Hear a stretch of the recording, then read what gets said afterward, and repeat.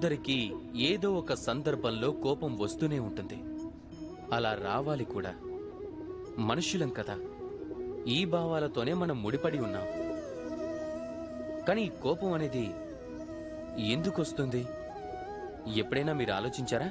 ఈ కోపం ఎప్పుడొస్తుంది అంటే, మన మనసు కోరుకున్నట్లు ఏదైనా జరగకపోతే, ఎవరైనా మన మాటల్ని అంగీకరించనప్పుడు, ఎప్పుడైనా మనకి పరాజయం కలిగినప్పుడు.